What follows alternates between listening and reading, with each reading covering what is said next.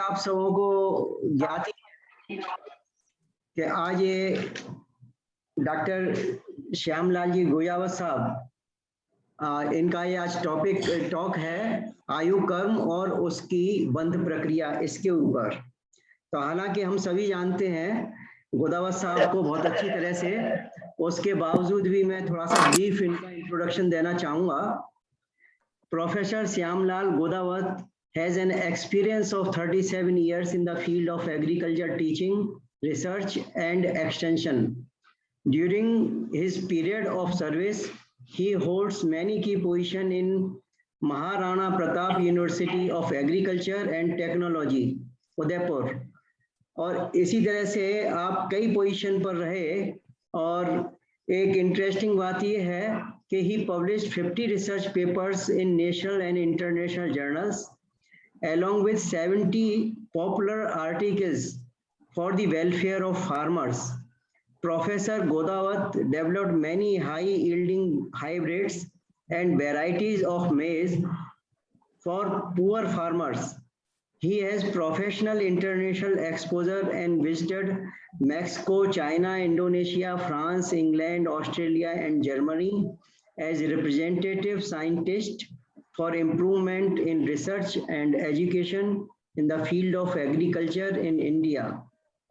As regards spiritual side, he is extensively studied many Jain scripture and is a man of Jain principles and has a sense of social service. Being a scientist, he is actively involved in discussion related to science and Jainism and exploring the scientific nature of Jain philosophy. Professor Godawat is closely associated with Digambar saints and keenly involved in Aharcharya and help in their service. Professor Godawat participated in conference organized by SOAS University of London in March 2015, which was sponsored by Gyan Sagar Science Foundation. He is recipient of many awards and titles such as Vigyan Shri, Dharm Prabhakar, Gyan Shri, Gyan Dhani, in the auspicious presence and blessing of Vaigyanik Dharmachar Kanak Nandiji Gurdev by different organizations. With this, I request Dr. Godawat to please give your talk on आयु कर्म and उसकी बंध प्रक्रिया। Thank you very much. Please Godavat साहब please. धन्यवाद अनिल जी भाई साहब को सादर जय जिनेन्द्र, सबको सादर जय जिनेन्द्र। नमः श्री वर्धमानाय निर्दुत कलिलात्मने सालोकानां त्रिलोकानां यद्विद्या दर्पणायते। पंच परमेष्टि भगवान की जय। वर्तमान जिन शासन नायक महावीर स्वामी की जय। धर्मानुरागी बंधुओं, आज इस चर्चा के लिए जो मैंने विषय चुना है वो है आयु कर्म और उसकी बंध प्रक्रिया। आप सबको विदित है कि कर्म 8 प्रकार के होते हैं। इन 8 प्रकार के कर्मों में 4 घातीय कर्म होते हैं और 4 अघातीय कर्म होते हैं। उन अघातीय कर्मों के अंदर आयु कर्म की एक प्रकृति होती है और वो एक विशेष प्रकृति होती है जो अन्य प्रकृतियों से भिन्न है। जो 7 प्रकृतियां हैं कर्म की, उनका बंध प्रति समय चलता रहता है, परंतु आयु कर्म एक ऐसी प्रकृति है जिसका एक निश्चित समय, निश्चित अवधि और निश्चित प्रक्रिया से ही उसका बंध होता है। आज उस आयु कर्म की विशेषता के बारे में मैं आप सबके साथ चर्चा करूंगा और आप इसके बारे में अपन जो है अपना ज्ञान आपस में शेयर करेंगे।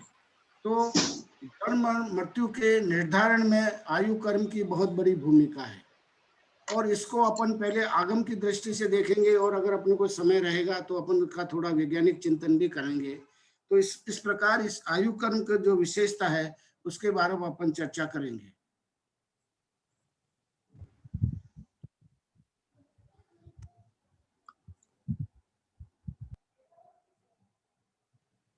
नीचे क्यों नहीं आ रहा है? नीचे क्यों नहीं आ रहा है ये पूरा? नीचे क्यों नहीं आ रहा है ये? आपको क्लिक करना पड़ेगा, आप क्लिक करेंगे तो नेक्स्ट स्लाइड आएगी।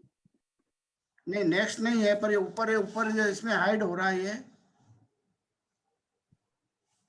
क्या हो आइकन रहा जो है? आ रहा है उसको नीचे, इसको ये नहीं, slide- हमको तो बराबर दिख रहा है। हाँ, पर वो मेरे मेरे उसमें रोल नहीं हो रहा ना ये। आप स्क्रॉल डाउन कीजिए ना।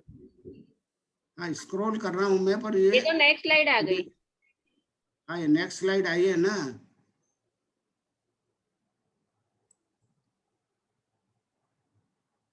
क्या, चलो ठीक है।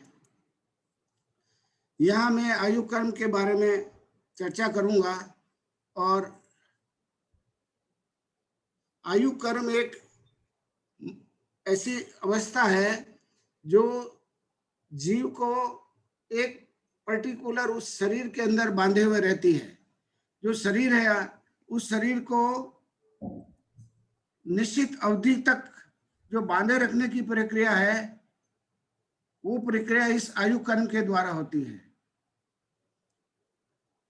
आयु कर्म के अस्तित्व से प्राणी जीता है और उसके क्षय से मृत्यु को प्राप्त करता है। और ये जो कर्मोपाधि सापेक्ष स्वभाव से शरीर जीवों का जन्म और मरण होता है। जैन आगम के अनुसार मृत्यु का कोई देवता या यमराज अथवा ऐसी कोई शक्ति या अन्य शक्ति नहीं है, अपितु आयु कर्म के सद्भाव और क्षय पर ही जन्म और मृत्यु का निर्धारण होता है। यहाँ मैं इस बात को अंडरलाइन करना चाहूंगा कि कुछ संप्रदाय के अंदर, वैष्णव संप्रदाय इत्यादि में मानते हैं कि यमराज आता है और उसकी आत्मा को खींच के ले जाता है और उसको जीव आत्मा मर जाती है, शरीर छोड़ के चली जाती है। पर ये जैन आगम के सम्मत बात नहीं है। जैन आगम तो बिल्कुल इस बात को मानता है कि जब तक आयु कर्म है उसके, तब तक वो उस शरीर के साथ जुड़ा हुआ है और तब तक वो जिंदा है, जीवित है। और जैसे आयु कर्म का क्षरण हुआ और उसकी मृत्यु हो जाती है। तो इस प्रकार से जैन आगम के अनुसार मृत्यु का कोई देवता, यमराज और ऐसी कोई शक्ति नहीं है। केवल आयु कर्म है जो ही उसके लिए रेस्पॉन्सिबल है। और उस आयु कर्म को भी हम अपन स्वयं बांधते हैं, कोई दूसरा उस आयु कर्म को बांधने के लिए भी रेस्पॉन्सिबल नहीं है। उस आयु कर्म का आश्रय और बंध भी हम स्वयं करते हैं, अपने परिणामों से करते हैं। तो उसके लिए भी जिम्मेदार हम स्वयं हैं। इसलिए जन्म और मृत्यु के लिए कोई देवता या कोई शक्ति इतनी नहीं है। गति की भांति आयु भी 4 प्रकार की होती है। जैसे 4 गतियां अपन कहते हैं, मनुष्य गति, देव गति, तिर्यंच गति और नार गति। इस प्रकार से गति के भांति आयु भी अपन 4 प्रकार की मानते हैं। तो एक मनुष्य आयु, देव आयु, तिर्यंच आयु और नार की आयु। तो ये इस प्रकार से 4 प्रकार की आयु होती है। तो जिस उस आयु के हिसाब से वो जीव उस पर्टिकुलर शरीर को लेकर के बांधे हुए रहता है। जब तक आयु उसके अंदर है, आयु कर्म के निश्चय के, तब तक उस शरीर के अंदर वो जो है आत्मा बंधी हुई रहती है। तो उसी को अपन जो है आयु कर्म कहते हैं। गति और आयु में अंतर है। यहाँ एक चीज अपने को समझना है कि गति में और आयु में क्या अंतर है। तो कर्म सिद्धांत के अनुसार गति तो अगत्या कर्म के नाम कर्म की 42 प्रकृतियों में से एक प्रकृति है। नाम कर्म की जो है 42 प्रकृतियां बताइए आगम के अंदर कुल, और इसकी उत्तर प्रकृतियां देखते हैं तो 93 उत्तर प्रकृतियां होती है इसके। तो 42 प्रकृतियों में से एक प्रकृति है, वो नाम कर्म की प्रकृति है। तो वो नाम जो नाम कर्म की जो प्रकृति है, उसके जो 42 उसके जो भेद है उसके अंदर, उसमें से गति है वो एक भेद है। बाकी और दूसरे सारे अलग वर्ग है, जैसे श्वासोश्वास है, अगुरु लघु तो गण है, शरीर की रचना का है, सारे अनेकों प्रकार के जो है नाम।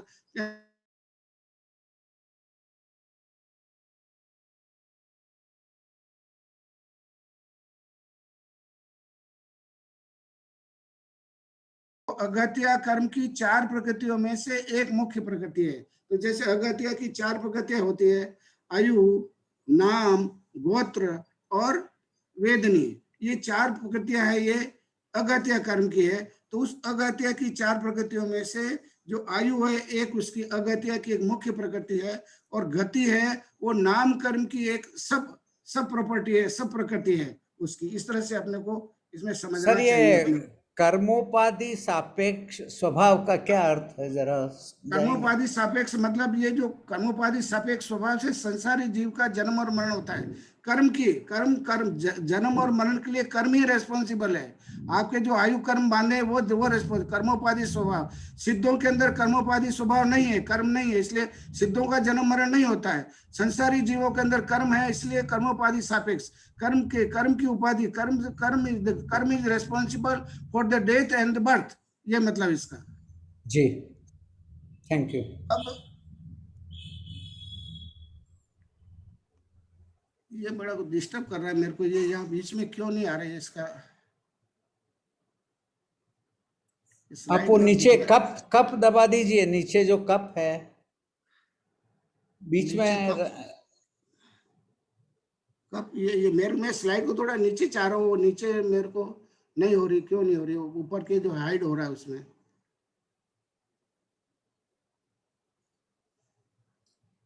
अब चलो मैं इसको आगे, कोई बात नहीं। पूर्वी, यू कैन हेल्प। ये नीचे आपको कप नहीं दिखता है एक? क्या हुआ? ये मेरी स्लाइड को मैं थोड़ा नीचे चाह रहा हूँ, वो कैसे होगा ये बता तू। सर वो आप विंडोज की चलो ठीक है, ठीक डॉक्टर साहब, ओके कोई बात नहीं। तो जैसा मैंने अभी बताया, एक्सक्यूज मी सर। हाँ सर आप विंडोज की प्रेस करेंगे ना तो भी वो आपको नीचे का टास्क बार दिख जाएगा और बाद में आप हाँ ये ऊपर जो बार जो टेक्स्ट बार दिख रहा है ना, इसको मुझे नीचे लेना है, ऊपर से हटा के। ऊपर आ रहा है ये स्लाइड में नीचे नहीं आता। ये टेक्स्ट बार ऊपर जो आ रहा है टेक्स्ट बार, इसको मैं ऊपर, ये ऊपर आ रहा है इसलिए वो सारे वर्ड उसमें छुप रहे हैं। एक बार आप एस्केप की दबा के भी कर सकते हो ट्राई। एस्केप की को? हाँ अब ये एस्केप किया है तो इसमें आ रहा है, इसमें ठीक है, मेरे को तो दिख रहा है। ये ऐसे चल जाएगा क्या? आपको दिख रहा है सबको? हाँ सर वो हाँ, पर वो पहले बड़ा था, पहले अच्छा हाँ था। बड़ा, हाँ पहले बड़ा था, अब ये थोड़ा छोटा है, पर दिख रहा है, दिख तो सबको रहा ना अच्छी तरह से। डॉक्टर साहब F5 दबाइए। बड़ा हम भी कर सकते हैं, उंगली से फिंगर से हम अपने लेवल पे बड़ा कर सकते हैं। अभी ठीक है, अभी आपको सबको दिख रहा है ना सर? चलेगा। हाँ चलेगा, ठीक सर। चलो, तो जैसा मैंने अभी जिक्र किया कि गति नाम कर्म का बंध जीव के हर समय चलता है। तो जैसे 8 कर्म है, उसके अंदर 7 कर्मों का आश्रव और बंध हमेशा चलता रहता है। केवल आयु कर्म का जो बंध और आश्रव है उसका निश्चित समय है, जिसकी मैं चर्चा अभी करूंगा कि अपनी जो बुद्धिमान आयु है उसकी 2/3 आयु पूर्ण होने पर, त्रिभाग आयु पूर्ण होने के बाद ही उसका आयु बंध का कार्यक्रम शुरू होता है। परंतु जो गति नाम, जैसे गति और आयु का 2 बात बताई मैंने आपको, तो गति का बंध तो हर समय हर क्षण गति का बंध होता रहता है, परंतु आयु बंध एक विशेष बंध प्रक्रिया के द्वारा होता है। इसका जो बंध है उसका विशेष प्रक्रिया जैसे मैंने बताई कि सारे जीवन काल में आयु बंध के योग केवल 8 अवसर आते हैं, जिसको अपकर्ष काल कहते हैं। तो पूरे जितनी जो बुद्धिमान आयु, आगे से स्पष्ट करूंगा मैं बुद्धिमान आयु विद्यमान आयु क्या है, तो जो टोटल ड्यूरेशन है, उस ड्यूरेशन के अंदर जो उसके अंदर उसको आयु बंद करने के लिए 8 अपकर्ष काल आते, 8 चांस मिलते हैं उस जीव को, उस वक्त वो आयु बंद करता है। उस वक्त उसके परिणाम कैसे है? अगर मध्यम परिणाम होंगे उसके, उस वक्त आयु बंद किसका होगा आगे विस्तार से इसको बताऊंगा, ये तो कभी इंट्रोडक्शन चल रहा है। तो उसके 8 अपकर्ष काल में उसके जिस वक्त मध्यम परिणाम होंगे उस वक्त आयु का बंद होता है। परंतु गति नाम कर्म का बंद हर समय, जन्म से लेकर के वापस जब तक मरता नहीं तब तक उसके गति का नाम का बंद उसके चलता रहता है। जिस आयु का उदय आता है उसी गति का भी उदय होता है। अन्य गति का बंद होने पर भी उसी आयु रूप में संक्रमण द्वारा फल देता है। तो यहाँ पर मैं ये बताना चाह रहा हूँ कि अगर किसी जीव ने गति का बंद, अगर मान लीजिए उसने मनुष्य गति का बंद किया है और उसने आयु बांधी है, वो तिरंज गति की आयु बांध रखी है उसने, तो उसके वो मनुष्य गति का संक्रमण होकर के तिरंज में चला जाएगा उसका। तो मतलब जो है गति का बंद तो हर समय हो रहा है, पर जिस वक्त आयु कर्म का बंद हो रहा है उस वक्त वो जो गति कर्म है वो संक्रमण होकर के आयु कर्म के हिसाब से एडजस्ट हो जाती है। तो यहाँ पर ये मैं बताना चाह रहा था कि अन्य गति का बंद होने पर भी उसी आयु रूप संक्रमण हो जाता है और वो फल देता है। चरम शरीर और मुक्त जीव विग्रह गति व आयु बंध से रहित होते हैं। जो चरम शरीरी होते हैं, जो मतलब जिसको ये आखिरी भाव लास्ट भाव होता है, जैसे तीर्थंकरों का होता है चरम शरीरी होता है, तो उनके अंदर जो है आयु बंध की क्रिया वहां पर नहीं होती है उनके, क्योंकि उनका विग्रह गति में भी नहीं होता है और वो उनका अंतिम भाव है, वो अंतिम भाव है। इसके बाद वो जो है वो सिद्ध अवस्था को प्राप्त हो जाते हैं, इसलिए वहां पर आयु बंध नहीं होता है। आयु बंध उन्हीं जीवों को होगा जिनका की पुनर्जन्म होगा, जिनका रीबर्थ होगा, उन्हीं का आयु बंध होता है। तो ये बात अपने को यहाँ समझनी चाहिए। अकाल मरण को प्राप्त जीव अपने आयु को अंतर्मूर्त कुछ समय में ही पूर्ण कर लेता है, किंतु नवीन आयु कर्म के बंधे बिना और तद्रूप उदय के बिना मरण संभव नहीं है। यहाँ पर मैं ये एम्फेसाइज करना चाह रहा हूँ कि जब जीव का अकाल मरण होता है, आयु तो उसने कितनी भी बांध रखी है, परंतु कोई एक्सीडेंट हो गया या कोई उसने विष खा लिया, आत्मघात कर लिया, किसी भी कारण से जीव का अगर अकाल मरण होता है तो उसकी जो आयु जितनी बांध करके लाया है, आयु उसकी जितनी है, उस आयु को वो तुरंत पूरी करेगा। बिना आयु को पूर्ण किए हुए वो आत्मा अपने शरीर को छोड़ती नहीं है, ये चीज अच्छी तरह से समझना चाहिए। तो इसलिए वो जीव है अंतर्मूर्त के अंदर कुछ समय में ही पूर्ण कर लेता है और नवीन आयु का बंद कर लेता है। उसको आगे किस गति में जाना है, आगे किस आयु में जाना है, कौन सी आयु में जाना, उसका वो बंद, जब तक आगे नवीन गति का बंद नहीं होगा तब तक वो उस शरीर को छोड़ेगा नहीं। इसलिए नवीन आयु कर्म के बंद के बिना, तद्रूप उदय के बिना मरण संभव नहीं है। उसका मरण जब भी मानेंगे अपन कि उसका आयु बंद होगा, नेक्स्ट गति कौन सी जाएगी उसकी, वो होगा, तभी वो जीव जो है उस आत्मा को, शरीर को छोड़ेगा। ये यहाँ चीज अपने को देखना चाहिए। उदाहरण से इसमें बताया अपने के, जिस पर एक छोटा सा मटका अपन होता है, गर्मी के दिनों में महादेव जी के आपने देखा होगा, एक मटकी होती है और नीचे उसके अंदर एक बूंद बूंद करके पानी गिरता रहता है। तो जो पानी गिर रहा है उसको मान लीजिए आप आयु है, तो वो आयु धीरे धीरे खत्म हो रही है। हर समय प्रति समय आयु का क्षरण हो रहा है, आयु के निश्चय प्रति समय डाउन होते जा रहे हैं। पर किसी कारण से अगर उस मटकी के ऊपर पत्थर फेंक दिया, एक्सीडेंट से मटकी फूट जाती है, तो सारा पानी फैल जाता है।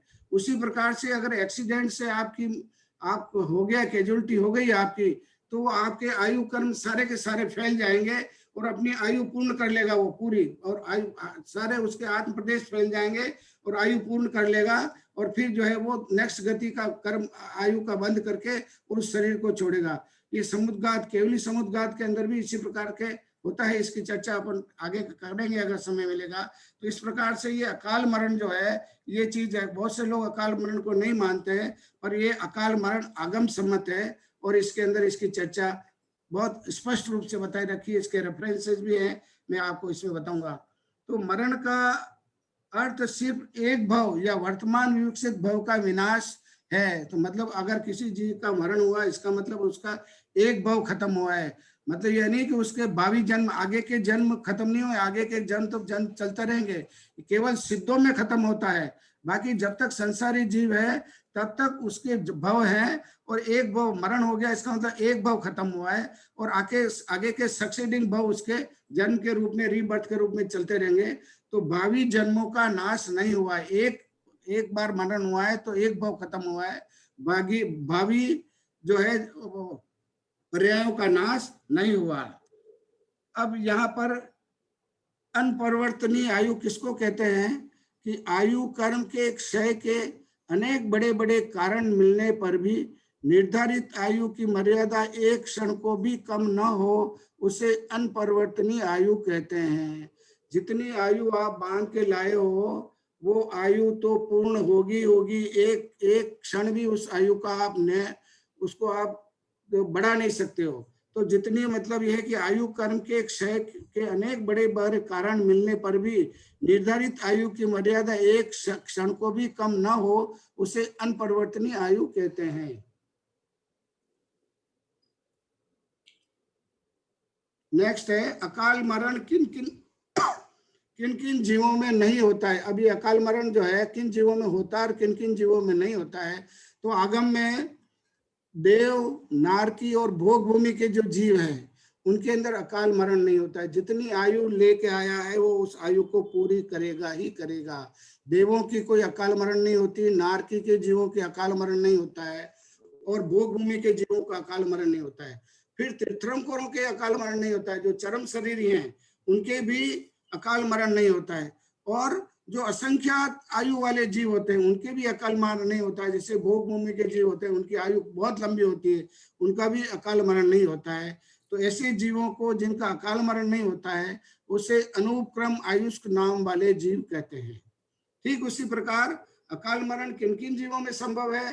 तो अकाल मरण एक तो मनुष्यों में और तिरेंचों में अकाल मरण होना संभव है।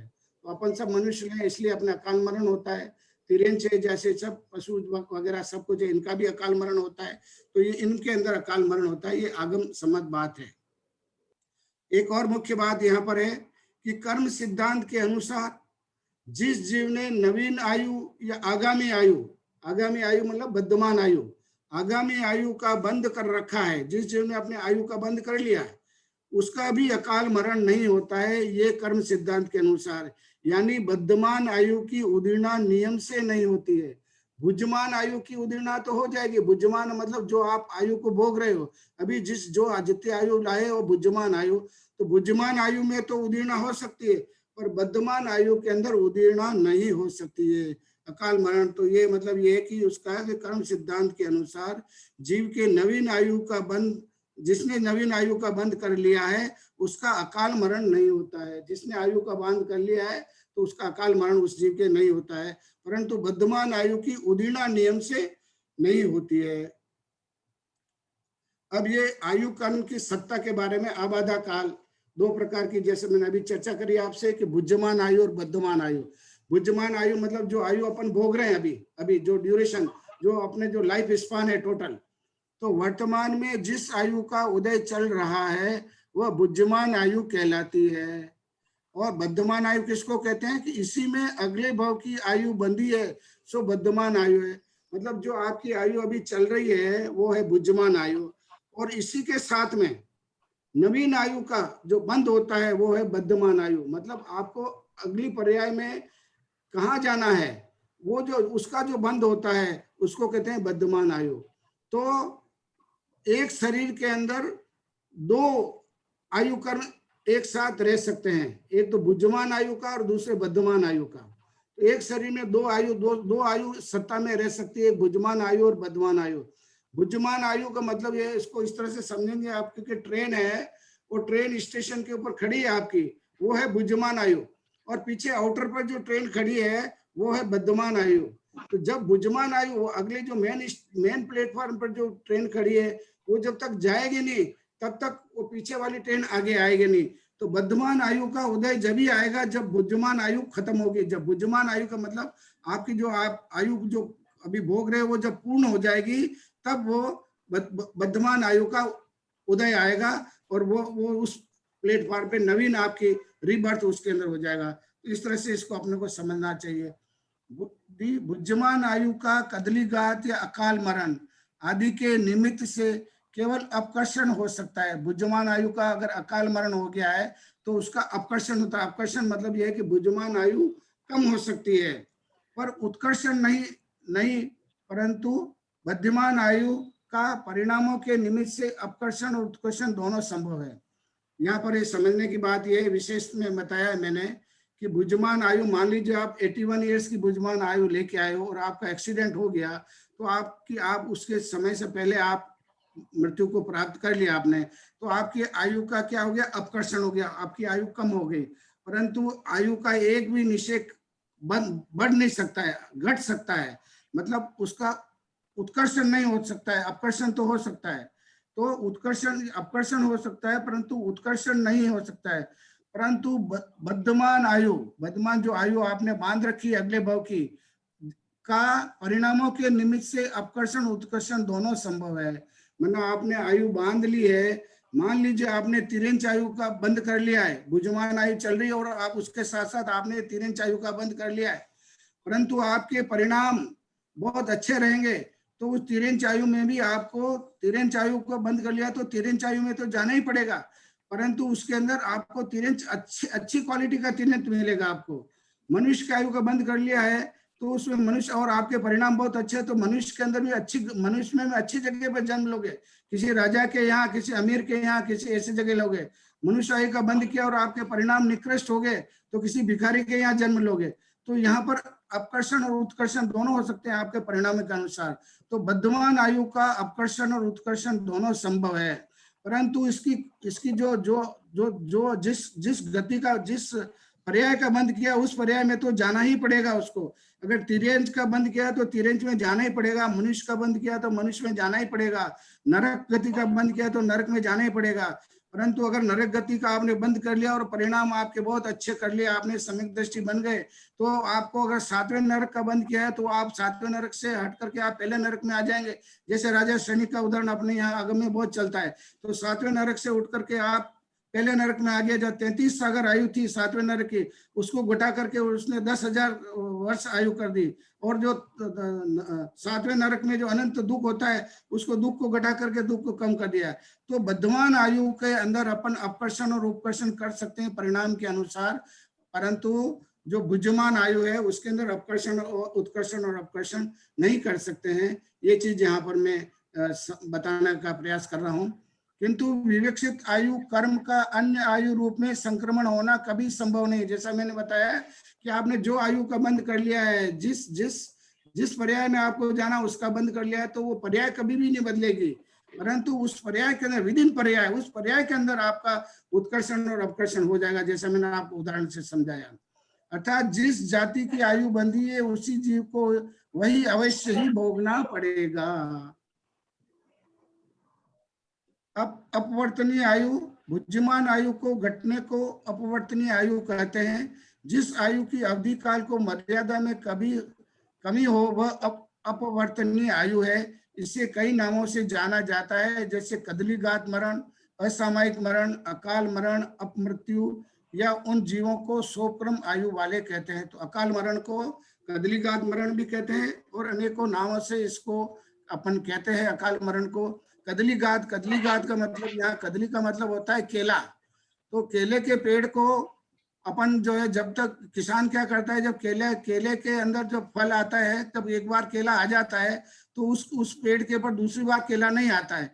तो जब एक बार केला आ गया है तो वो केले का पेड़ बिल्कुल हरा है तो भी उसको हरे पेड़ को ही काट देते हैं।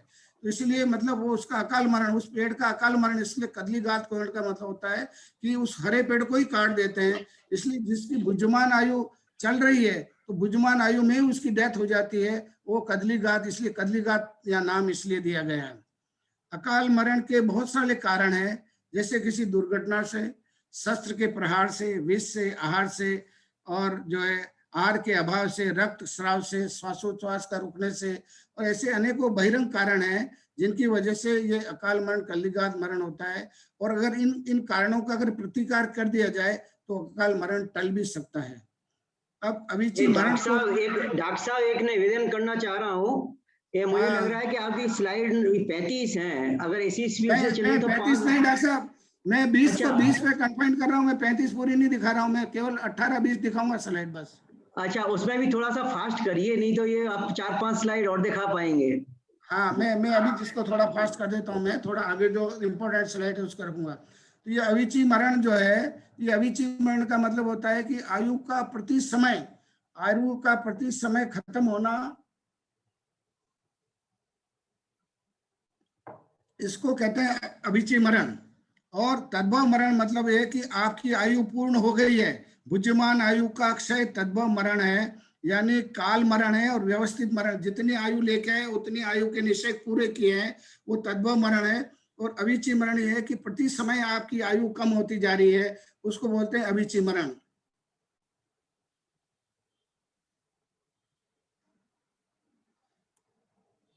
अकाल मरण को प्राप्त जीव की आत्मा अपनी शेष काल तक भटकती रहती है या दूसरी पर्याय में उस आयु को पूर्ण करती है, ऐसा मानना आगम सम्मत नहीं है। जैसा बहुत से लोग मानते हैं कि भाई कि उसकी आत्मा भटक रही है, वो भटक रही है, तो ये जो है अपने आगम सम्मत बात नहीं है। ये जैन दर्शन में इस प्रकार का कोई वर्णन नहीं है इसके अंदर, ये आगम विरुद्ध बात है।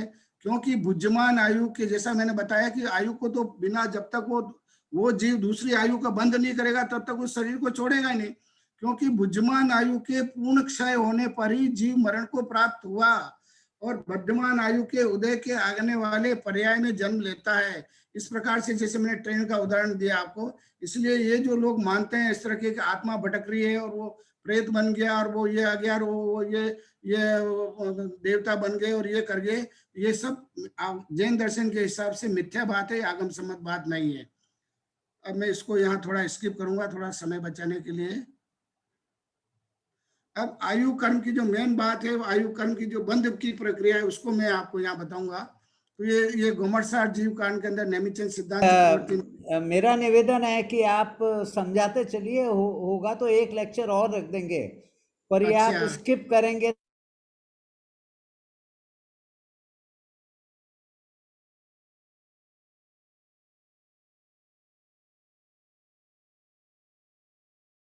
बिल्कुल डॉक्टर साहब, बिल्कुल बिल्कुल ठीक है। अब मैं यहाँ पर आपको आयु कर्म की बंध की प्रक्रिया, जैसे अभी तो मैंने आयु कर्म को बताया आपको कि 7 कर्म में से एक आयु कर्म ही ऐसा है जो हर समय नहीं बनता है, उसके लिए एक निश्चित समय, निश्चित अवधि होती है। इस चीज को मैं यहाँ पर स्ट्रेस करना चाहूंगा। और भंडारी साहब ने एक बार कभी अपने चर्चा में भी आई थी बात और मैंने हल्का सा उसको बताया था, अब उसको आज यहाँ पर मैं बिल्कुल विस्तार से बताऊंगा।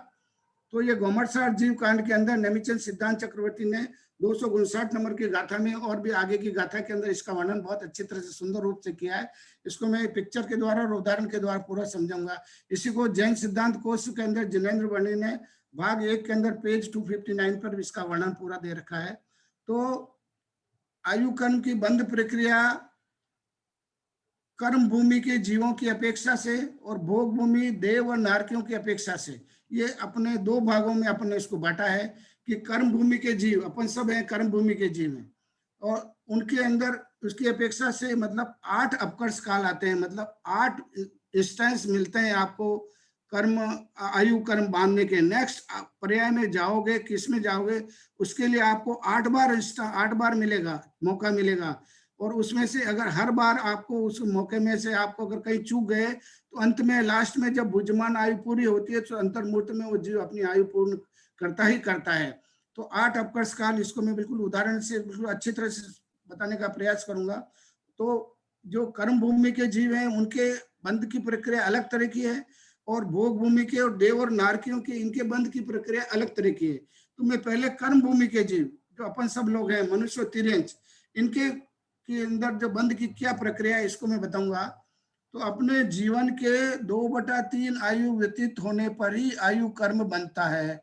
मतलब अपनी जितनी आयु है उसकी त्रिभाग आयु पूरी हो जाती, उसके बाद आयु कर्म का बंध होता है। अब अपने को ये पता नहीं रहता है कि अपनी 2/3 आयु कब पूरी हो रही है, और जिस वक्त आपकी आयु कर बंद होती है उस वक्त आपके परिणाम कैसे हैं, उस हिसाब से आपके आगे की पर्याय डिसाइड होती है। इसलिए अपने परिणामों को सुधारना, हमेशा परिणामों को अच्छा रखने वाली बात कहेंगे अपन, इसके अंदर आगे बताऊंगा।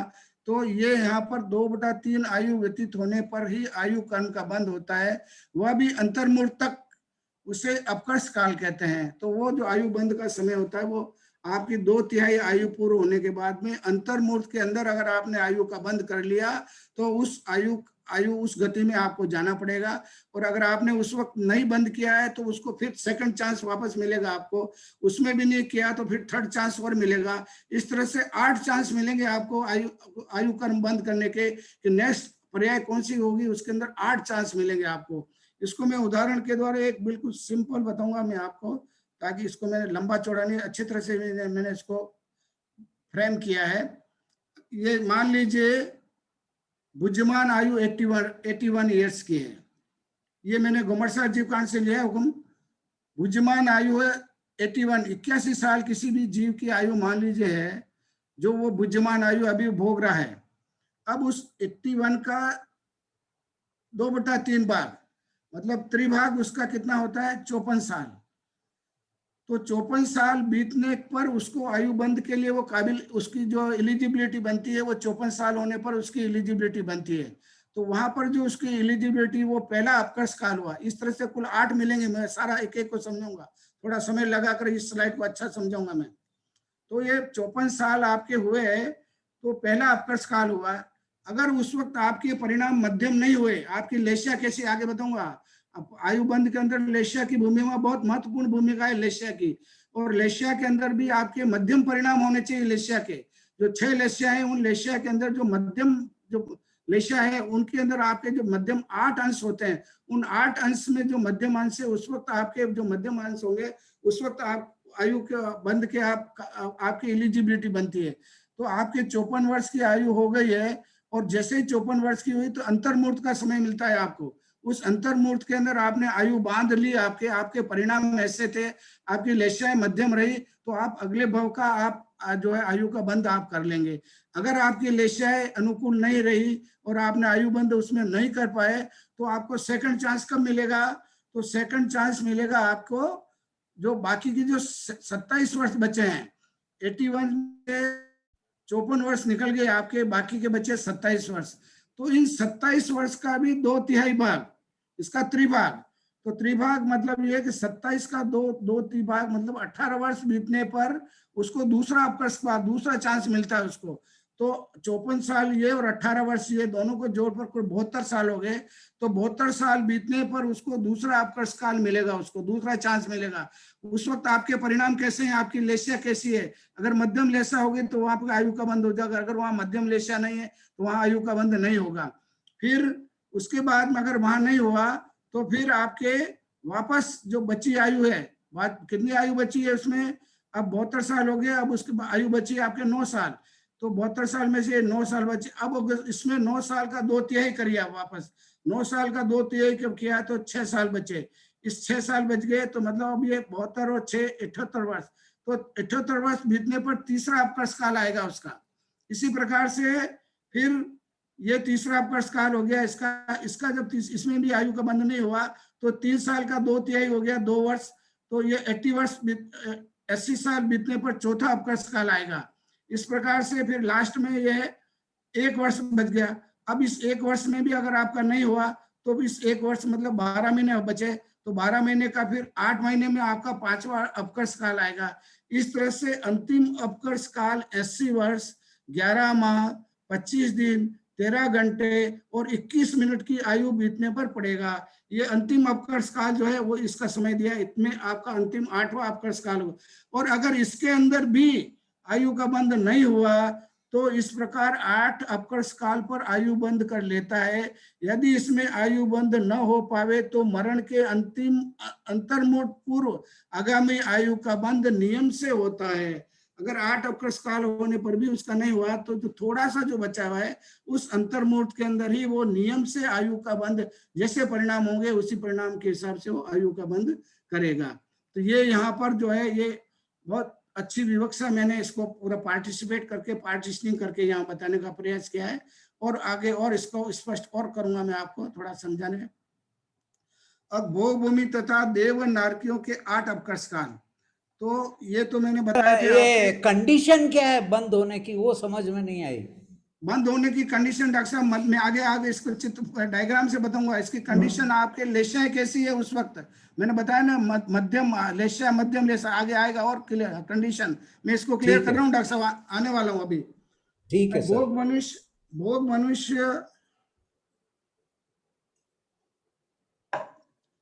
भोग भूमि के मनुष्य, ये जो अभी चर्चा करी है ये अपन ने जो की है वो कर्म भूमि के मनुष्य और तिरंचों की।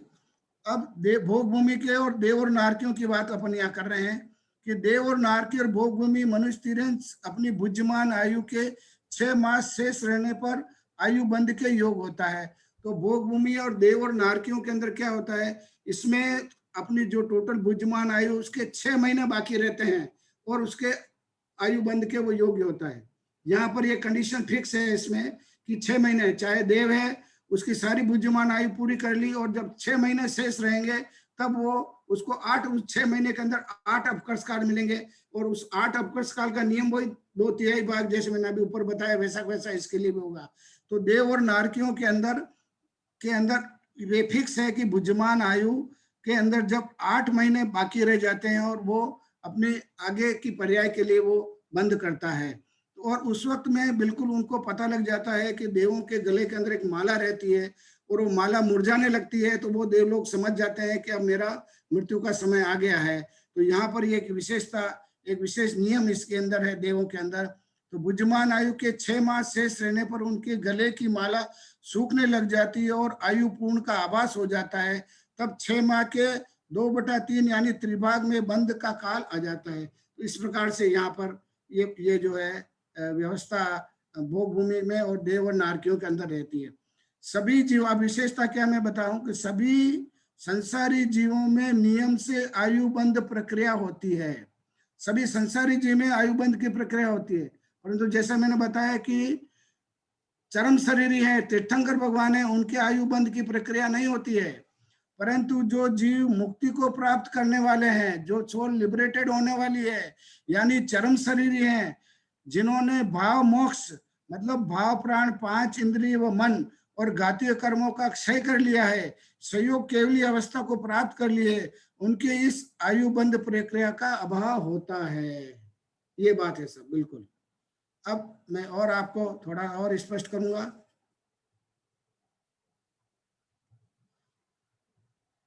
विशेष में और यहाँ तिर्यंच आयु व मनुष्य आयु जब आयुओं के साथ सत्ता में रहती है, अर्थात देव आयु नरक आयु दूसरे देव आयु नरक आयु के साथ सत्ता में नहीं रह सकती, क्योंकि देव मरकर देव या नारकी नहीं होते हैं, नहीं नारकी मरकर के देव होते हैं।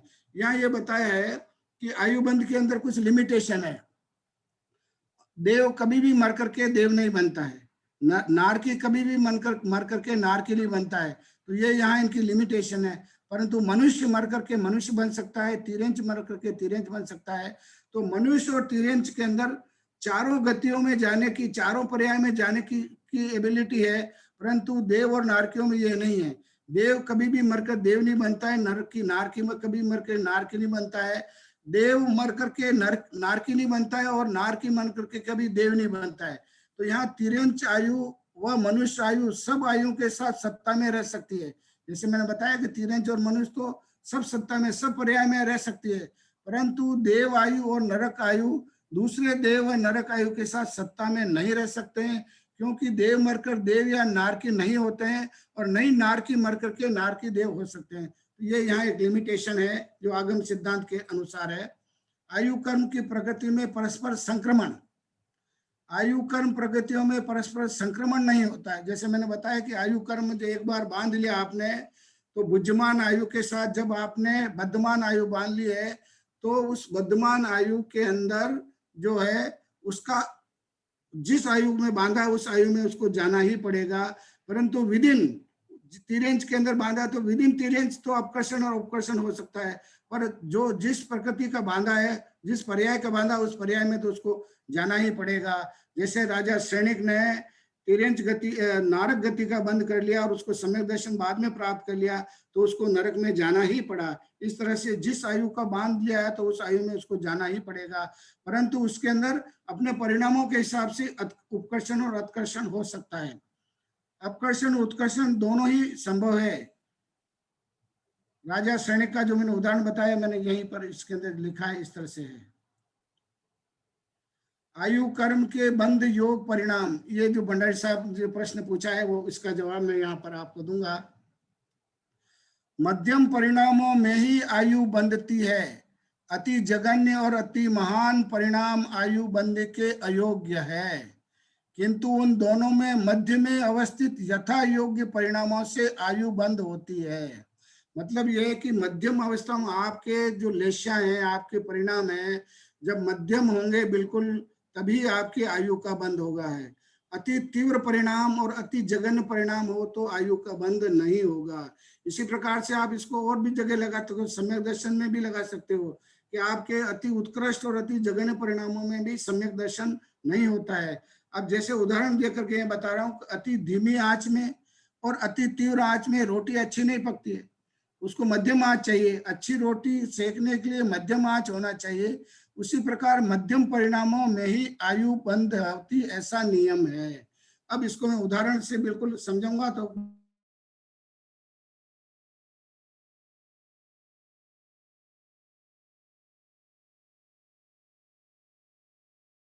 कांड में नेमिचंद सिद्धांत चक्रवर्ती ने 518 नंबर की गाथा में खुलासा किया इसका बहुत अच्छी तरह से।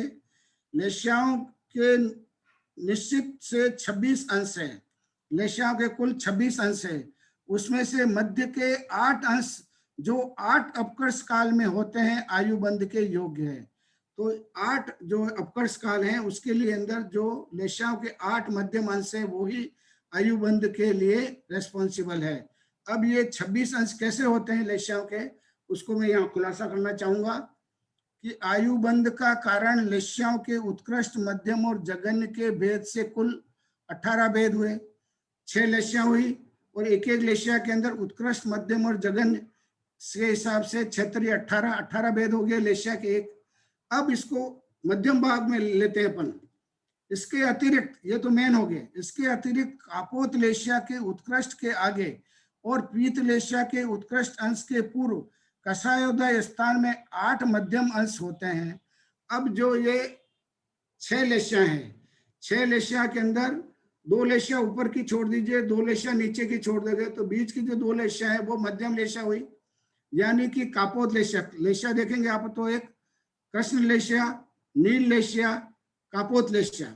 कापोत लेश्या के बाद में फिर पीत लेश्या, पीत के बाद में पद्म लेश्या और पद्म लेश्या के बाद में शुक्ल लेश्या।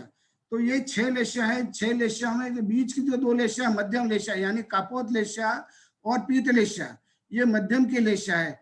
और इन मध्यम से, इन मध्यम के अंदर भी फिर मध्यम लेंगे अपन।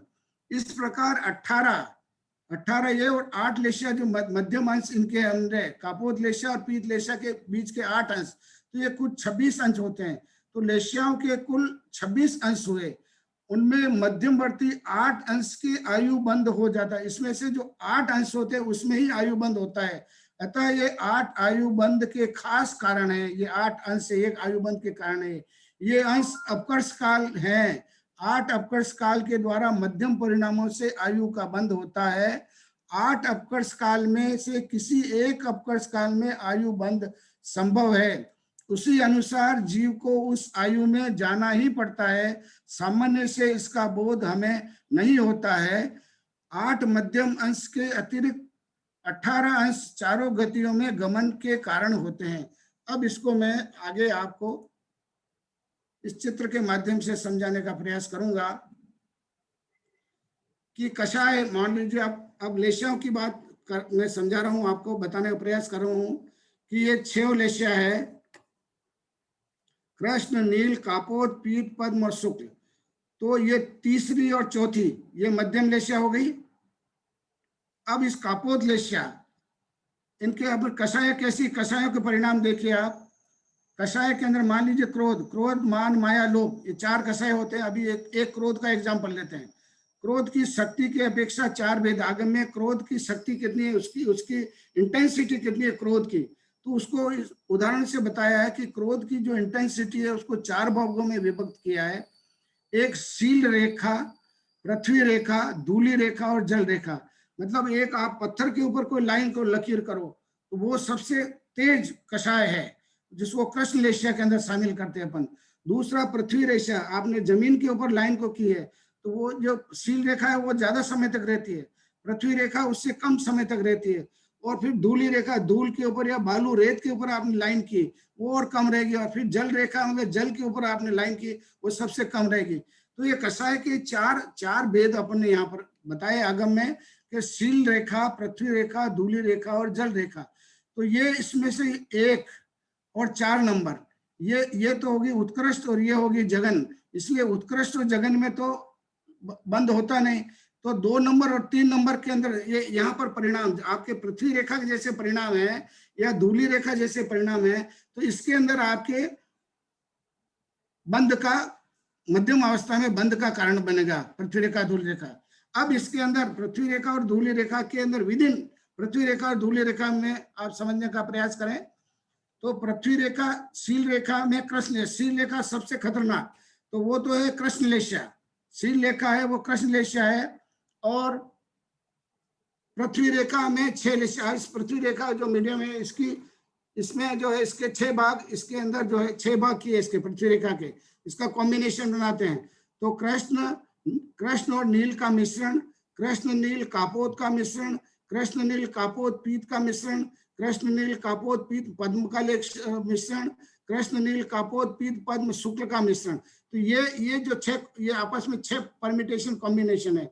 इन 6 परमिटेशन कॉम्बिनेशन में ये 3, 4, 5 और 6 जो लाल रंग के बता रखे हैं, ये इसके मध्यम के होंगे। ये पृथ्वी रेखा के अंदर ये जो 4 है ये मध्यम के होंगे। इसी प्रकार से धूली रेखा के अंदर भी ऐसे 4 बनेंगे। ये धूली रेखा के अंदर ये 4 बनेंगे। वो इसमें से ये 4, ये 6, ये वाला 5वां, 1, 2, 3 और 4, ये 4 इस धूली रेखा के बनेंगे। तो ये 4 ये और ये 4 ये 8, ये 8 जो है ये जो परिणाम है ये मध्यम परिणाम है। और इस मध्यम परिणाम के अंदर जो है आपके आयु बंध का कारण बनता है इसके अंदर। अब इसी चीज को मैं आपको इस डायग्राम से बताऊंगा, जो पुस्तक से मैंने खींच करके बताया। गोमटसाट जीव कांड 518 का नक्शा। ये लेशिया है, कृष्ण लेशिया है। ये कृष्ण लेशिया एक ये जो धूली रेखा के समान है, तो ये कृष्ण लेशिया। अब ये कापोत लेशिया है। ये कापोत लेशिया के 6 भाग, ये 6 कॉम्बिनेशन, जैसे मैंने अभी आपको नीचे बताया, ये कापोत लेशिया के 6 कॉम्बिनेशन है। 1, 2, 3, 4, 5 और 6। इस 6 कॉम्बिनेशन में से जो नीचे के जो 4 कॉम्बिनेशन थे वो मध्यम अंश में आएंगे। ये मतलब यह 3, 4, 5 और 6, ये जो 4 हैं, ये जो कापोत लेशिया की ये 4 परिणाम जो आएंगे वो आपके बंध के लिए होंगे। इसी प्रकार से जो कापोत लेशिया का जो जघन्य है वो पीत लेशिया का उत्कृष्ट होगा। ये इसका उत्कृष्ट हो गया, तो उल्टा चलेगा इसमें 6, 5, 4, 3, 2 और 1। ये जो हो गया ये आपके पीत लेशिया को तेज लेशिया भी कहते हैं, या तेज लिखा हुआ है। तो इसमें ये इसके जो 4 बन गए, मतलब 6, 5, 4 और 3, ये 4। तो ये मतलब 1, 2, 3, 4 इसके, और 1, 2, 3 और 4 इसके। तो ये 4 और 4 8, ये 8 बन गए। ये मध्यम, ये इंपॉर्टेंट चीज है। इस ऐसे परिणामों के अंदर आपके आयु का बंध होगा, इसके अंदर ये मध्यम परिणाम हो गए। तो मतलब कापोत लेशिया और पीत लेशिया के बीच के जो 8 अंश है, ये जो 8 अंश मैंने बताया, मध्यम अंश लिखा हुआ है, इन अंश में इन परिणामों में आपके आयु का बंध होगा, आपके परिणाम। बाकी कृष्ण लेशिया में पूरे में नहीं होगा, शुक्ल लेशिया में भी नहीं होंगे, आपके आयु का बंध नहीं होगा, क्योंकि ये उत्कृष्ट लेशिया है कृष्ण, और ये जघन्य लेशिया शुक्ल लेशिया जघन। तो उत्कृष्ट और जघन्य में नहीं होता है, मध्यम के अंदर आयु का बंध होता है। इस तरह से ये यहाँ पर इस डायग्राम से मैंने बताने का प्रयास किया, आपको मेरे ख्याल से समझ में आना चाहिए। ये गोमटसाट जीव कांड की 295 गाथा के अंदर इसका है। इसी प्रकार से इसी को आगे विस्तार से और बताया इसके अंदर। तो यहाँ पर ये उत्कृष्ट कापोत और ये उत्कृष्ट पीत, इनको 6 भाग है, 1, 2, 3, 4, 5, ये 8 भाग, 1, 2, 3, 4, 5, 6, 7 और 8, ये 8 इसके कॉम्बिनेशन बन गए इसके अंदर। ये 8 मध्यमांश हो गए। और इसमें कौन सी आयु बंधेगी? नरक आयु, तिरंच आयु, ये चारों आयु का बंध होगा इसके अंदर। ये तो ये कौन सी, यहाँ देव आयु का बंध होगा, ये यहाँ पर देव आयु का बंध होगा। तो इस प्रकार से ये यहाँ पर इस पिक्चर को मैंने फोटो खींच करके यहाँ बताने का प्रयास किया आपने। तो ये यहाँ पर ये बात जो अंश की बात बताई मैंने, जो भंडारी साहब को जिसकी शंका थी वो इसको मैंने यहाँ खुलासा करने की कोशिश की है। और भी डॉक्टर साहब को इसके बारे में जानकारी है, तो जितना मेरा सहयोग समय कोशिश करूंगा और क्लियर करने की, और जितना मैं समझ पाया और मैं समझा पाया वो मैंने यहाँ पे रखा है। तो मृत्यु के समय जिस लेशिया के जिस अंश में मरण होगा तद अनुसार गति प्राप्त होती है। शुभ लेशिया और अशुभ लेशिया को होना अपने परिणामों पर आधारित है। अब इससे क्या प्रेरणा लेनी है अपने को? लेशिया हर संसारी जीव में रहती है, हर संसारी जीव में, यहाँ तक कि मिथ्या दृष्टि हो, सम्यक दृष्टि हो, यहाँ तक कि अयोग के तीर्थंकरों के भी लेशिया होती है, वहां पर शुक्ल लेशिया है। तो सबके लेशिया हर संसारी जीव का होती है, बिना लेशिया का कोई संसारी जीव होता ही नहीं। तो लेशिया हर संसारी जीव में रहती है। मुक्त जीव लेशियाओं रहित होता है। मुक्त जीव मतलब सिद्धों के कोई लेशिया नहीं होती है। प्रथम गुण स्थान मिथ्या दृष्टि से लेकर 13वां गुण स्थान सहयोग के लिए यानी तीर्थंकर तक लेशियाओं का सद्भाव रहता है। साधारण जीव को यह बोध नहीं होता कि कब उसके आयु बंध किस लेशिया में होगा, इसलिए हमेशा सत्पुरुषार्थ से शुभ लेशियाओं में प्रवृत्त करते हुए परिणामों की विशुद्धि करने का बुद्धिजीवी को मोक्ष मार्ग को लक्ष्य होना चाहिए। ये यहाँ पर सारी इस लेशियाओं की बात है यहाँ पर। और भी इसको अपना समय 8:30 बज चुकी है, हो गया है, और भी आगे थोड़ा सा और विस्तार है, अगर आप समय देंगे तो और आगे करेंगे अपन इसको, वरना मैं यहीं पर इसको विराम देना चाहूंगा समय की सीमा को देखते हुए। आपके कोई प्रश्न हो किसी प्रकार के, आपका स्वागत है। मेरा जितना क्षोभ समय उसको बताने का प्रयास करूंगा, नहीं भी हो तो हमारे पास यहाँ पर रेडी रेकनर 2-2, 3-3 रेडी रेकनर बैठे हैं। अग्रवाल साहब है, कचारा साहब है, वो मेरे रेडी रेकनर हैं। तो ये आपके अपने आप मेरी जो भी शंका है वो उनका समाधान वो करेंगे। मुझे जितना आता है वो मैं कोशिश करूंगा। सबको सादर जय जैनेन्द्र, सबको प्रणाम। अरे बहुत सुंदर साहब, बहुत बहुत बधाई साहब, बहुत अच्छी तरह से व्याख्या की है और बहुत सुंदर व्याख्या की है। तो अब इसके अंदर ये हम ये अगर किसी की शंका है, वैसे तो बहुत ही कुछ स्पष्ट है, उसके बावजूद भी अगर किसी की शंका है तो निश्चित रूप से मतलब और क्लियर करेंगे आप। तो अभी हमको किसी का हाथ रेस तो नहीं जी। सर एक तो भंडारी साहब ने हाथ रेस कर रखा है और ज्ञानचंद जी साहब कुछ कहना चाह रहे हैं क्या? हेलो सर, मैं एलसी जैन साहब बात करना चाहता हूँ सर। एलसी जैन, हाँ बोलिए साहब। हाँ गोदाव साहब, मैं कह रहा था आप ये स्क्रीन शेयर से हट जाएं तो लोग दिखते रहेंगे साहब। हाँ सर, मैं हटा देता हूँ, अभी मैं स्टॉप शेयर कर देता हूँ। हाँ ठीक। नहीं गोदावरी जी, पहले मैं एक छोटा सा प्रश्न पूछ लूं ये हटाने के पहले। मैं पूछ रहा ये था, आपकी जो लास्ट लाइन है ना सर के सत्पुरुषार्थ से शुभ लेश्याओं में प्रवृत्त होते रहना चाहिए, तो उसमें तो बंद होता ही नहीं है आयु का। आप कह रहे थे कि जो एक्सट्रीम गुड है, जैसे पद्म लेश्या में हूं मैं, तो मेरा तो बंद होगा ही नहीं आयु का। नहीं, ये तो मतलब आयु बंद का जो मैं बता रहा हूँ ना, वो जो आपकी 2/3 भाग जब होगी ना उस वक्त ये है। पर फिर भी मतलब ये शुभ लेश्या मतलब अपना ये जो पीत लेश्या है और पद्म लेश्या है, ये शुभ लेश्या के अंदर ही आती है ना साहब। ये अशुभ में, अशुभ के अंदर तो अपने को 3 लेश्या शुभ है और 3 लेश्या अशुभ है। तो ये बीच के मध्यम भाग है, मतलब शुभ और अशुभ का मिश्रण है यूं। हेलो सर गोदावरी जी। हाँ जी। हाँ, मैं पूछ रहा था कि आयु बंद जब होता है तो क्या आयु बंद के साथ गति का भी बंद हो जाता है क्या? नहीं, आयु बंद सुनिए, अगले भाव का अगर मान लीजिए किसी ने 100 वर्ष की आयु बांध ली है, तो वो त्रियंज जीव में तो उसका गति नहीं मिलेगी, वो तो उसको उच्च गति में जाना पड़ेगा। या मान लीजिए बहुत कम उसकी आयु का बंद हुआ, तो फिर वो उसका क्या है, गति आयु बंद के साथ क्या गति का भी बंद होता है क्या? नहीं, मतलब एक बार आयु का बंद हो गया तो फिर गति का महत्व नहीं रहता, क्योंकि जो गति का बंद हुआ भी है वो उसमें आयु के अंदर संक्रमण हो जाएगा, वो ट्रांसफर हो जाएगी उसमें। इसलिए क्योंकि आयु डोमिनेट करती है गति के ऊपर। जैसे ही आयु का बंद हो गया वो गति फिक्स हो जाती है। हाँ, बस आयु का बंद होने के बाद फिर वो गति फिक्स हो जाती है, वो गति आयु डोमिनेट करती है गति के ऊपर। अच्छा, दूसरा ये पूछ रहा था कि ये अकाल मृत्यु हो गई, अकाल मरण हो गया, तो उसकी बाकी की आयु का क्या होता है? वो पूर्ण होती है, बिना आयु के, बिना पूर्ण आयु हुए एलसी जैन साहब, बिना आयु पूर्ण हुए वो शरीर को छोड़ेगा ही नहीं। जैसे केवली समुद्घात है ना, केवली समुद्घात में क्या होता है, उनकी मतलब जो है उसकी आयु, अगर दूसरे सब कर्म खत्म हो गए पर आयु कर्म उसका बाकी रह गया, तो वो अपने आत्म प्रदेशों को पूरा फैला देते हैं। मतलब पूर्ण समुद्घात हो गए, अपने आयु उसका कपड़े को पूरा फैला देता है। सुनिए, वो तो अलग चीज है, हम ये पूछ रहे हैं। नहीं, अलग चीज नहीं, वही चीज है, वही सेम चीज है। मटके में पानी भरा हुआ है, मटके में पानी भरा हुआ है, एक एक बूंद करके निकल रहा है। वो पानी पूरा या तो धीरे धीरे करके निकलेगा तो उसमें टाइम लगेगा, और उस मटके को आपने फोड़ दिया तो पानी तो निकला ना। बिना पानी निकले हुए तो होगा नहीं कुछ भी। तो पानी तो सारा फैल गया ना, तो पानी फैल गया उस तरह से उसकी आयु कर्म के निषेक फैल गए, आयु कर्म के निषेक उसके पूरे उस जीव के फैल गए, पूरे सारे निषेक फैल गए। बस आयु का तो उसका इक्विलिब्रियम हो गया, बैलेंस हो गया, आयु कर्म खत्म हो गया, निषेक सारे निषेक खत्म हो गए आयु कर्म के। बस इसलिए जैसे ही आयु कर्म का निषेक खत्म हुआ उसके पहले ही वो दूसरी गति का बंद कर लेता है। बहुत बहुत धन्यवाद। आपका आज का जो लेक्चर है बहुत ही काम का है, बहुत ही ज्ञान वाला है। बहुत धन्यवाद आपको, बहुत बहुत बधाई। धन्यवाद सर, थैंक यू सर। मुझे भी कुछ पूछना है उदावत जी, ये बताइए, मैंने रिप्रोडक्शन पे बहुत काम किया है, आयु कर्म की हम जब बात करते हैं, आपका लेक्चर इसलिए पूछाएंगे, बहुत फर्स्ट क्लास, बहुत बढ़िया है और बहुत उससे जो है शिक्षा मिली है।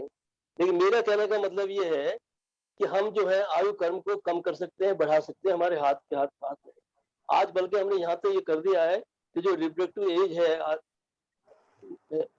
मनुष्यों के, उसको भी हमने एक्सटेंड कर दिया है। गेस्टेशन पीरियड को भी एक्सटेंड कर दिया है, गेस्टेशन पीरियड को भी शॉर्ट कर दिया है। जैसे फॉर एग्जाम्पल हम जो है मेल में जो है जेनेटिक मटेरियल जो है वो अपने स्पर्मेटोजोआ है, फीमेल में जो है ओवम है। बाद में बात करूंगा। तो सवाल ये है कि हम उसकी जो है लाइफ को एक्सटेंड कर देते हैं। आज पेपर में आया था कि यूरोप में उन्होंने ऐसे किया है कि प्रिजर्वेशन के लिए 50 साल का पीरियड रख देना चाहिए, जिससे कि जो है औरतें 40-45 साल के बाद में मेनोपॉज आ जाती हैं और उनका रिप्रोडक्शन खत्म हो जाता है, तो बाद में उनका जो एम्ब्रियो है वो ऑलरेडी जो प्रिजर्व है, यानी उसकी आयु तो बिल्कुल नहीं के बराबर है, लेकिन हम उसको आजकल 50 साल तक रख सकते हैं। मैंने तो 5-6 साल तक वो रखा है, क्योंकि बाद में फिर जो प्रोजेक्ट होता है वो ज्यादा लंबा नहीं चलता। लेकिन मैं आज के पेपर में ही था कि 50 साल तक जो है एम्ब्रियोस को रख सकते हैं। और जो फर्टाइल लेडीज हैं या जेंट्स हैं, उनका स्पर्म और ओवम यानी एग मर जाए, जबकि यूजुअली स्पर्म की और एग की आयु जो है वो कुछ चंद मिनट होती है और ओवम की कुछ घंटे होती है। लेकिन आज हम उसको सालों तक रख सकते हैं, 50-50 साल तक रख सकते हैं। और अगर हम उसकी मेटाबॉलिक एक्टिविटी को बिल्कुल जीरो, ऑलमोस्ट जीरो कर, एग्जैक्टली जीरो तो नहीं होती, ऑलमोस्ट जीरो कर दें, तो हम उसको 100 साल तक भी रख सकते हैं, ज्यादा भी रख सकते हैं। दूसरा, गेस्टेशन पीरियड जो है, जैसे मान लीजिए मनुष्य में 9 मंथ्स का होता है, तो मैंने खुद ने जो है तीरंचों में और मनुष्य में भी बहुत सारे एक्सपेरिमेंट किए हैं। हमने जैसे बकरियों में 5.5 महीने का गेस्टेशन पीरियड होता है, तो हमने उसको जो है 15 दिन पहले जो है बच्चे पैदा कर लिए और बिल्कुल नॉर्मल रहे। और जिनको एक्सटेंड भी करना है, 5.5 की जगह 6 महीने भी करना है, तो वो भी कर सकते हैं।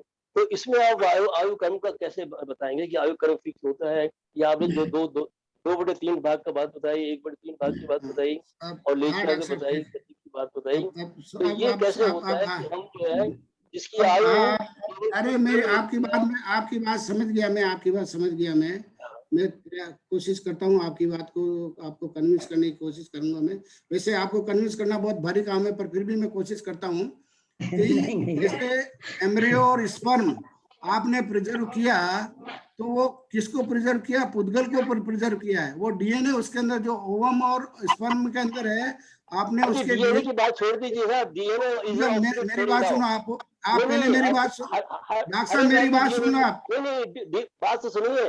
अब साइंस इतनी एडवांस हो गई है कि अब जो जीनलेस भी जो है जन्म में लिविंग होती है, तो इसलिए जो है ना डीएनए तो जो है एक प्रोटीन मॉलिक्यूल है, किसी में होता है। अब जैसे आजकल हमारा कोरोना है, उसमें हमें डीएनए होता ही नहीं है, उसमें आरएनए होता है। पर मेरे डीएनए नहीं तो आरएनए है ना, कोरोना में आरएनए जेनेटिक मटेरियल तो है ना। क्या कर रहे हो डॉक्टर साहब आप यार?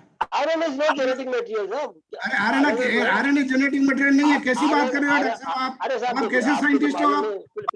आप कैसे साइंटिस्ट हो? आप आरएनए को जेनेटिक मटेरियल नहीं कह रहे हो?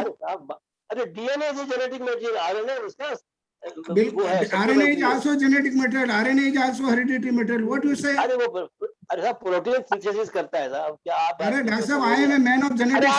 छोटी बातें मालूम नहीं है, प्लीज डोंट डिस्कस। इस बारे में डिस्कस नहीं कर सकते। मैंने कहा ना, इसलिए आपको कन्विंस करना बहुत मुश्किल है। डीसी जैन को कन्विंस करना बहुत मुश्किल है। बताइए, मैंने बताया आयु कर्म की जब बात कर रहे हैं, जिसकी आयु 2 मिनट की है, हमने उसका 50 साल रख लिया, 100 साल रख लिया, तो कैसे हुआ वो? या जो 100 साल का ठीक है, एक्सीडेंटल डेथ हो गई, वो तो मर गया, चलो कोई बात नहीं। डॉक्टर साहब, आपको तो आप की बात कहनी है, इसलिए आप जो कहना चाहे वो कहे। आपको क्यों? आपको आपकी बात कहनी है, दूसरे की बात सुननी नहीं है, इसलिए आपको जो कहना है वो कहें आप। नहीं सुनिए ना, बी साइंटिस्ट जैसी बात करो साहब। गोदाव साहब, जरा आई लाइक टू इंटरवीन। वो ऐसा है ज्ञानचंद जी, देर इज एक्चुअली, डॉक्टर साहब ने कहा ना कि जैन सिद्धांत कोश में 50 से ज्यादा पेजेस हैं। हर पर्याय के लिए लोअर एंड अपर लिमिट आयुष्य में, जो आप कह रहे हो ना, आपकी बात सही है। In that way you are manipulating with in that limit actually, doctor साहब पास टाइम नहीं है because it's a very big lecture. हाँ तो वो सर वो बात ये है ना कि वो that limit is not known to us. Hypothetical approach हो गई ना सारी, फिर ये this is not essential approach.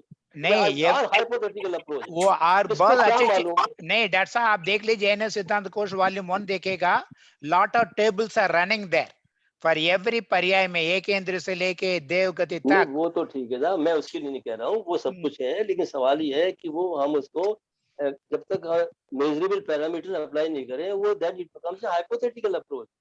मतलब वो नल हाइपोथेसिस नहीं कह रहा हूँ मैं, हाइपोथेटिकल अप्रोच कह रहा हूँ। It is not a null hypothesis, it is a absolutely true hypothesis, but the approach is hypothetical. हम ये चाहते हैं एक्सपेरिमेंटल कैसे करें। मैंने एक्सपेरिमेंटल डिजाइन की बात करी है। एक्सपेरिमेंटल डिजाइन की हम जब बात करते हैं, यूजुअली स्पर्म सही से निकलते ही विदिन 1-2 मिनट मर जाता है।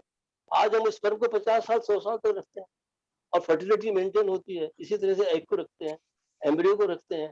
तो ये आयु क्रम का जो है ना, या लेशिया उसमें तो होती नहीं है, वो तो बिल्कुल क्या नाम से 1 सेल बॉडी है। डॉक्टर साहब ने एक बात बताई थी, लेशिया सभी बंद अवस्था में होती है, एक्सेप्ट एक ही बात है डॉक्टर साहब को मुझे कहना है, जो 13वां गुणस्थान में लेशिया का उपचार रूप से कहते हैं। मैं उसके इतना ही बात, क्योंकि कषाय नहीं है वहां पे। अरे साहब सवाल ये है, वो सही सब कुछ ठीक है, मैं उसके लिए मना नहीं कर रहा हूँ। सवाल ये, लेकिन वो हमारे लिए हाइपोथेटिकल अप्रोच हो जाती है, मतलब जिसको हम एक्सपेरिमेंटल मॉडल में नहीं उतार सकते। आयु बंध तो साहब संसारी जीव के लिए होता है, 13वें गुण स्थान वाले का थोड़ी होता है। अरे संसारी जीव की बात कर रहा हूँ मजान साहब, मैं ह्यूमन एम्ब्रियो की बात कर रहा हूँ, ह्यूमन स्पर्म की बात कर रहा हूँ, मैं चिरंज की बात कर रहा हूँ, गाय की कर रहा हूँ, भैंस की कर रहा हूँ, बकरियों की कर रहा हूँ, समझे नहीं, खरगोश की कर रहा हूँ। ये ज्ञानचंद जी साहब, मैं आपको निवेदन करूं जरा, थ्योरेटिकल लेक्चर देने से काम नहीं चलता। ये मैं अरे ज्ञानचंद जी साहब, मैं कुछ कहूँ आपको? हाँ बिल्कुल सर, जरूर। हाँ, ये ऐसा है कि हमने इसके ऊपर काफी लिखा है और इसको हमने अपनी किताब में भी दिया है। उसमें मैंने जिस तरह से अपना इंटरप्रिटेशन किया है वो आपको बता देता हूँ। जैसे मटके का इन्होंने उदाहरण दिया कि मटके के अंदर पानी भरा हुआ है, वो मानो कि एक एक बूंद करके हर 1 साल में 1 बूंद गिरता है। हाँ, मानो 50 साल की आयु है तो वो पूरा खत्म हो गया, 100 बूंद पानी था, वो बाकी के जो 50 बचे वो एक साथ खिर गए। तो ये तो हो गया अकाल मरण। आपका कहना है कि अरे सुन तो लीजिए, आप सुन तो लीजिए, आप सुन तो लीजिए पूरी बात साहब, मैं आपकी बात पर ही आ रहा हूँ, सुन तो लीजिए। उसमें इसी तरह से आपका पॉइंट ये है कि आयु बढ़ कैसे जाती है, वो मैं आपको एक्सप्लेन कर रहा हूँ। जैसे कि हमने ये छेद में से एक बूंद गिरा है और अकाल मरण हुआ तो सारे एक साथ खर्म खिर गए। इसी तरह से अगर छेद को थोड़ा छोटा कर दो, जो एक बूंद 1 साल में गिरती है वो 2 साल में गिरने लगेगी। मैंने इसको इस तरह से इंटरप्रेट करता हूँ। मतलब ये है कि जो आप कह रहे हो ना, हम जो प्रिजर्व कर लेते हैं, लेकिन जो कर्म के पूरी बात तो सुन लीजिए साहब, आपको तो पूरा चांस मिलेगा ना कहने का, आधा घंटा और आप थोड़ा सुन तो लीजिए यार। उसमें यह है कि जो 100 कर्म बांधे थे 100 के 100 ही रहेंगे ना, उसमें एक बढ़ेगा। This is not the befitting example. तो ठीक है, आप कोई नया एग्जांपल ढूंढ